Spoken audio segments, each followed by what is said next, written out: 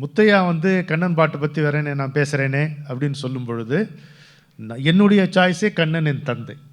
அதற்கு ஒரு காரணம் இருக்குது. இந்த கவிதையை அவர் சொல்கிற விதமே வந்து பாரதி இப்படித்தான் சொல்லியிருப்பானோன்னு தோணும். இப்போ பாடும்போது இப்படி தான் பாரதி பாடியிருப்பானோன்னு நமக்கு தோணுச்சு இல்லை? அது மாதிரி இப்போ கவிதையை முத்தையா சொல்லும்போது அது ஒரு சுகானுபவமாக இருக்கு. சொல்லுங்கண்ணா. அதில் தன்னுடைய தந்தையை வந்து அறிமுகப்படுத்துவார். அவரோட பயோடேட்டா சொல்லுவார். பிறந்தது மரக்குலத்தில், இது கவனிங்க, நல்ல கவனிங்க. பிறந்தது மரக்குலத்தில், அவன் பேதமர வளர்ந்தது இடைக்குலத்தில். சரியா?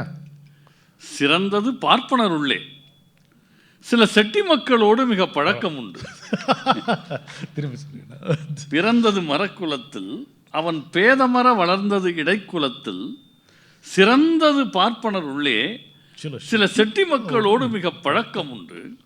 நிரந்தனில் கருமை கொண்டான், இது கவனி, அவன் நேயமுற கழிப்பது பொன்னிற பெண்கள்.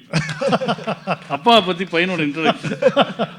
நிரந்தனில் கருமை கொண்டான், அவன் நேயமுற கழிப்பது பொன்னிற பெண்கள், துறந்த நடைகளுடையான், உங்கள் சூனிய போய் சாத்திரங்கள் கண்டு நகைப்பான். அவன் இயல்பு. அப்போ அவனுடைய பேர் என்னன்னு கேட்குற போது தான் அந்த மையத்துக்கு வர்றார். நாவு துணிகுவதில்லை அவன் நாமத்தை வெளிப்பட உரைப்பதற்கே, யாவரும் தெரிந்திடவே எங்கள் ஈசன் என்றும் கண்ணன் என்றும் சொல்லுவதுண்டு. அது அவன் பேர் இல்லை. ஏன்? மாணிக்கவாசர் சொல்கிறார் அல்லவா, ஒரு நாமம் ஓர் உருவம் இல்லானுக்கு திருநாமம் பல சொல்லி தெள்ளேனம் கொட்டோமோன். இதில் ஒரு அழகான விஷயம் என்னென்னா, ராமாவதாரத்தில் வசிட்டர் கையில் அந்த குழந்தைகள் 4 குழந்தைகளை ஏந்தி பேர் வைக்கிறார்.